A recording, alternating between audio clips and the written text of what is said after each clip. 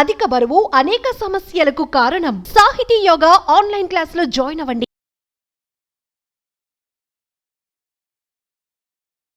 Hello viewers, welcome to Suman TV. So అధిక బరువు ఒబేసిటీతో చాలామంది బాధపడుతూ ఉంటారు. సో మరి ఒబేసిటీతో ఉన్నప్పుడు మనకి బయటకు వెళ్ళటానికే కావచ్చు, లేదంటే ఎవరితోన్నా మాట్లాడాలన్నా కాన్ఫిడెన్స్ లెవెల్స్ కూడా తగ్గిపోతూ ఉంటాయి. సో మనం అసలు ఎక్స్పోజ్ చేసుకోవడానికి ఇష్టపడం first of all. So but దీనివల్ల ఓన్లీ మనకి బయటకు కనిపించేదేనా, లేకపోతే లోపల ఇంకేమైనా ఇష్యూస్ జరిగే అవకాశం ఉందా? అంటే మరి అధిక బరువుతోటి హార్ట్ రిలేటెడ్ ఇష్యూస్ ఏమైనా వచ్చే అవకాశం ఉందంటారా? సో దీని గురించి మాట్లాడటానికి ప్రస్తుతం మనతో పాటు ఉన్నారు డాక్టర్ ప్రణీత్ గారు. మాట్లాడేది. నమస్తే సార్. నమస్తే. సార్, అధిక బరువు అనగానే సో ఒక బాడీ అపీరియన్స్ బయట కనిపించే విధానం ఇదే సిగ్గుపడుతున్నట్టు అట్లా ఫీల్ అవుతూ ఉంటారు. అరే నేను ఇట్లా ఉన్నాను, బయటికి వెళ్తే ఎలా అని. సో ఇదొక బయట కనిపించే బాహ్య సౌందర్యం కాకుండా లోపల కూడా మనకి హార్ట్ అనేది ఒకటి ఉంది, అది చాలా బ్యూటిఫుల్. దానికి ఏమన్నా డ్యామేజ్ అయ్యే అవకాశం ఉందంటారా ఈ అధిక బరువు వల్ల? ఖచ్చితంగా ఉందండి. ఒబెసిటీ వల్ల హార్ట్ ఎఫెక్ట్ అయ్యే అవకాశం ఖచ్చితంగా ఉంది. అండ్ ఒబెసిటీ వల్ల హార్ట్ వేరే వేరే ఆస్పెక్ట్స్ లో ఇన్వాల్వ్ అయ్యే అవకాశం ఉంది. సో ఒబెసిటీ మీరు అన్నట్టు అపీరెన్స్ విషయంలోనే ఇబ్బంది పెట్టకుండా ఇంటర్నల్ గా కూడా సిగ్నిఫికెంట్ గా ఇంపార్టెంట్ ఆర్గన్, పర్టికులర్లీ హార్ట్ మీద దాని ప్రభావం కనిపించే ఉంది. వేరియస్ రీజన్స్ ద్వారా హార్ట్ ని అది ఇబ్బంది పెట్టే అవకాశం ఉంది. So most common reason obesity ఉన్న వాళ్ళలో హార్ట్ అటాక్స్ వచ్చే రిస్క్ అనేది పెరిగే అవకాశం ఉంది. సో హార్ట్ అటాక్ ఎందుకు పెరుగుతుంది? ఒబేసిటీతో బాధపడుతున్న వాళ్ళు ఇన్ జనరల్ వాళ్ళ ఫిజికల్ యాక్టివిటీ తక్కువగా ఉంటుంది. ఫిజికల్ యాక్టివిటీ తక్కువ ఉండడం వల్ల వాళ్ళ బ్లడ్ సర్క్యులేషన్ సరిగ్గా లేదు, అండ్ ఆ బ్లడ్ సర్క్యులేషన్ సరిగ్గా లేనందువల్ల ఈ ప్రాబ్లమ్స్ వచ్చే అవకాశం ఉంది. ఒబేసిటీ ఉన్న వాళ్ళల్లో హైపర్ టెన్షన్, బ్లడ్ ప్రెషర్, రక్తపోటు ఇది ఎక్కువగా ఉండే అవకాశం ఉంది. అండ్ వీళ్ళల్లో ఆ బ్లడ్ ప్రెషర్ కంట్రోల్లో రావడం కూడా కొంచెం ఇబ్బంది. సో ఈ అన్కంట్రోల్డ్ హైపర్ టెన్షన్ ద్వారా కూడా రక్తనాళాల మీద దాని ఒత్తిడి పడి అన్ని అవయవాల మీద దాని ప్రభావం కనిపిస్తుంది.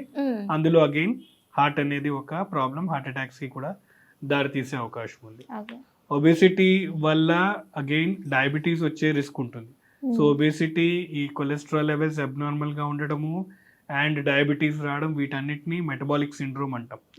సో డయాబెటీస్ రావడము అలాగే కొలెస్ట్రాల్ లెవెల్స్ పెరగడం, ఈ రెండిటి ద్వారా కూడా కొలెస్ట్రాల్ లెవెల్స్ అనేవి బ్లడ్ వెజల్స్ లో పేరుకుపోయి అగైన్ హార్ట్ అటాక్ వచ్చే రిస్క్ అనేది ఇంక్రీజ్ అయ్యే అవకాశం ఉంది. ఒబేసిటీతో పాటు అబ్స్ట్రక్టివ్ స్లీప్ యాప్నియా సిండ్రోమ్ అనే ప్రాబ్లం ఉంటుంది. అబ్స్ట్రక్టివ్ స్లీప్ యాప్నియా సిండ్రోమ్ అంటే ఊపిరితిత్తులలో గాలి సరిగ్గా అందకపోవడం, శ్వాసకోశ ఏదైతే ఉందో, ఎయిర్వే ఏదైతే అంటామో, ఆ ఎయిర్వే అబ్స్ట్రక్ట్ అవడం వల్ల గాలి సరఫరా సరిగ్గా అందనందువల్ల ఆక్సిజన్ లెవెల్స్ తగ్గి కార్బన్ డైఆక్సైడ్ లెవెల్స్ పెరగడం, దాని ద్వారా కూడా హార్ట్ మీద ప్రభావం కనిపించడం, బ్లడ్ ప్రెషర్కి దారి తీయడం, ఈక్వల్లీ హార్ట్ ప్రాబ్లం. ఒబెసిటీ ఉన్న వాళ్ళల్లో ఈ హార్ట్ మీద ఒత్తిడి పడి హార్ట్ ఫెయిల్యూర్కి కూడా దారితీసే అవకాశం ఉంది. ఒబెసిటీ, ఈ ప్రెషర్ ఏదైతే ఎక్కువైందో ఇంక్లూడింగ్ స్లీప్ యాప్నియా సిండ్రోమ్ వల్ల రిథమ్ అబ్నార్మాలిటీస్ రావడము, ఏట్రియల్ ఫిబ్రిలేషన్ రావడానికి most important risk factor obesity. And atrial fibrillation, rhythm abnormality రావడం ద్వారా స్ట్రోక్ వచ్చే రిస్క్ 5 times ఇంక్రీజ్ అవుతుంది. సో హార్ట్ రిలేటెడ్ ప్రాబ్లమే కాదు, అలాగే బ్రెయిన్ స్ట్రోక్, పెరాలసిస్ వచ్చే ప్రమాదం కూడా ఉంది. అండ్ ఒబిసిటీతో పాటు ఉండే డయాబెటీస్ అండ్ డయాబెటీస్తో ఉండే కాంప్లికేషన్స్ టాప్ టు బాటమ్ మనం చూసుకోవచ్చు. సో ఇలా ఒబేసిటీ ఏ విధంగా చూసినా కూడాను హార్ట్లోను హార్ట్ అటాక్ కావచ్చు, హార్ట్ ఫెయిల్యూర్ కావచ్చు, రిథమ్ అబ్నార్మాలిటీస్ కావచ్చు, అండ్ వీటి వల్ల వచ్చే కాంప్లికేషన్స్ వల్ల ఎలా చూసినా ఒబేసిటీ ఒక మనిషిని బాగా ఇబ్బంది పెట్టే అవకాశమే ఉంది. సో అందుకే ఒబేసిటీ వల్ల ప్రపంచం మొత్తం ఇబ్బంది పడుతుంది. అలాగే ఇది ఒక సీరియస్ టాపిక్ గా మనం కన్సిడర్ చేయాలి. అండ్ ఒబేసిటీని మనం ప్రివెంట్ చేయాల్సిన అవసరం ఖచ్చితంగా ఉంది. సార్, ఇది వరకు పూర్వంలో చూసుకుంటే మా అమ్మ వాళ్ళు, నాన్న వాళ్ళు కావచ్చు, బాడీ తత్వం అనేది చాలా కరెక్ట్గా ఎలా ఉండేవారో కొన్ని సంవత్సరాలు అయినప్పటికీ వాళ్ళు అదే విధంగా ఉండేవారు. బట్ ఇప్పుడు చూసుకుంటుంటే ఒక నెలలో చూసిన వాళ్ళు ఇంకొక నెలలో, 2 నెలల్లో వాళ్ళ బాడీ షేపే మారిపోతూ ఉంటుంది. సో బాడీలో ఫ్యాట్ కూడా ఒక్కొక్క దగ్గర ఒక్కో విధంగా ఉంటూ ఉంటుంది. సో వీళ్ళు చేసుకునే మిస్టేక్స్ అంటే లైఫ్ స్టైల్లో ఏ విధమైన మిస్టేక్స్ చేస్తూ ఉంటారంటారు? ఫస్ట్లీ మనం చూసుకోవాల్సింది ఒబేసిటీ రావడానికి గల కారణం ఏంటి. మీరు అన్నట్టు పాత జనరేషన్తో పోల్చుకుంటే కరెంట్ జనరేషన్లో ఒబేసిటీ ప్రివిలెన్స్ ఎందుకు ఇంక్రీజ్ అయింది? నా ఉద్దేశంలో possibly 2 reasons or change of generation gap. అంటే ఇదివరకు ఉన్నట్టు పోల్చుకుంటే మన లెవెల్ ఆఫ్ ఫిజికల్ యాక్టివిటీ తగ్గడం, బీ టెక్నాలజీ వల్ల కావచ్చు లేదా సొఫిస్టికేషన్ వల్ల కావచ్చు, ప్రీవియస్ జనరేషన్తో మనం పోల్చుకుంటే మన లెవెల్ ఆఫ్ ఫిజికల్ యాక్టివిటీ తగ్గింది. ట్రాన్స్పోర్ట్ ఇంక్రీజ్ అయ్యింది, most of the time work from home చేస్తున్నాము, అండ్ ఇన్ జనరల్ కన్వీనియన్స్ ఎక్కువ అవడం వల్ల లెవెల్ ఆఫ్ ఫిజికల్ యాక్టివిటీ తగ్గింది. One. Second, amount of calorie intake. మనం తీసుకునే క్యాలరీ ఇంటేక్ కూడా చూసుకుంటే ప్రీవియస్ జనరేషన్తో పోల్చుకుంటే మన ఓవరాల్ క్యాలరీ కన్జంప్షన్ ఇంక్రీజ్ అయింది. మనం తీసుకునే ఫాస్ట్ ఫుడ్ కావచ్చు లేదా ప్రాసెస్డ్ ఫుడ్ కావచ్చు, అమౌంట్ ఆఫ్ క్వాంటిటీ తక్కువే ఉన్నా దాంట్లో ఉండే క్యాలరీ కంటెంట్ ఎక్కువ అవుతుంది. So previously large quantity of food తీసుకున్న దాంట్లో టోటల్ అమౌంట్ ఆఫ్ క్యాలరీస్ తక్కువే ఉన్నాయి. బట్ దీస్ డేస్ మనం తీసుకునే ఈ ప్రాసెస్డ్ ఫుడ్లో క్వాంటిటీ తక్కువే ఉన్నా దాంట్లో ఉండే క్యాలరీస్ ఎక్కువ ఉంటున్నాయి. అండ్ ఈ ఇంబ్యాలెన్స్ ఏదైతే ఉందో, అమౌంట్ ఆఫ్ క్యాలరీస్ మనం ఎంతైతే తీసుకుంటున్నామో ఎన్నైతే క్యాలరీస్ మనం ఖర్చు పెడుతున్నామో, ఈ బ్యాలెన్స్ మనం చూసుకుంటే మన క్యాలరీ ఎక్సెస్ అయిపోతుంది. ఈ ఎక్సెస్ క్యాలరీ వల్ల ఒబెసిటీ అయిపోతుంది. సో వీటిని మనం ఒకవేళ బ్యాలెన్స్ చేయగలుగుతాయి అండ్ ఒబెసిటీని అలాగే మనం నియంత్రించే అవకాశం ఉంది. సో వీటిల్లో మనం గమనించాల్సింది మన ఓవరాల్ క్యాలరీ ఇంటేక్ ఎక్కడ ఎక్కువ అవుతుంది, వాటిని తగ్గించే అవకాశం ఏమైనా ఉందా. సో అందుకే డైట్లో ఉండే మార్పులు చేర్పులు, ఏం తీసుకుంటున్నాము, ఎంత తీసుకుంటున్నాము, వాటిని ఎలా మాడిఫై చేయాలి.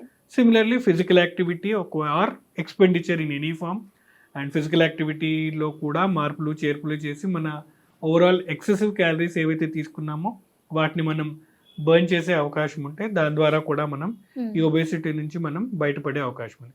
More of life style changes, మనం ఎక్కడైతే తప్పు చేసి ఈ స్టేజ్కి వచ్చామో వాటినే మనం వెనక్కి వెళ్ళి ఆ తప్పుల్ని మనం నెమ్మదిగా సరిదిద్దుకుంటే ఈ ఒబేసిటీ ప్రాబ్లం నుంచి మనం బయటకు వచ్చే అవకాశం ఉంది. సరే, ఒకసారి ఒబేసిటీ పెరిగిన తర్వాత దాన్ని ఎంత కరెక్ట్ చేసినా కానీ మళ్ళీ మన పూర్వస్థితికి రాదు అని అంటూ ఉంటారు.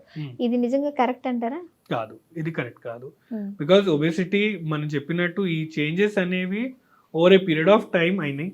అలాగే మనం కరెక్టివ్ యాక్షన్స్ తీసుకుంటే మనం ఎక్కడైతే స్టార్ట్ చేసామో మళ్ళీ తిరిగి అదే స్టేజ్కి మనం వచ్చే అవకాశం ఉంది. ఓన్లీ ప్రాబ్లం ఏంటంటే ఒబేసిటీ ఎక్కువ ఉన్నప్పుడు ఈ ప్రాబ్లంతో ఏమైనా మనకి కాంప్లికేషన్ ఒకవేళ ఆల్రెడీ వచ్చి ఉంటే పాసిబ్లీ అప్పుడు వెనక్కి వెళ్ళే అవకాశం లేకపోవచ్చు.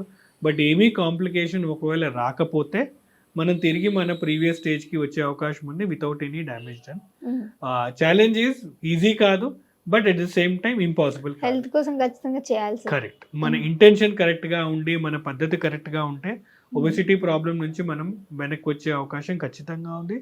అండ్ చాలా సక్సెస్ స్టోరీస్ మనం చూసాము. చాలా మంది 25 to 30 kgs వెయిట్ లాస్ అయిన సందర్భాలు అందరూ విన్నవే, అందరూ చూసినవే. సో ఇంపాసిబుల్ అయితే కాదు. Right direction and right intention ఉంటే మాత్రం ఒబేసిటీ నుంచి వెనక్కి రావచ్చు. ఈక్వల్లీ దాంతో ఉండే ఈ ప్రమాదం నుంచి మనం బయటకు వచ్చే అవకాశం ఖచ్చితంగా ఉంది. ఓకే సార్, సో చూసారు కదా, ఒబేసిటీ తోటి హార్ట్ రిలేటెడ్ ఇష్యూస్ కూడా వచ్చే అవకాశం ఉంది. మరి దీనికి ఎలాంటి జాగ్రత్తలు తీసుకోవాలనే విషయాన్ని చాలా చక్కగా వివరించారు డాక్టర్ గారు. Thank you sir. నమస్తే.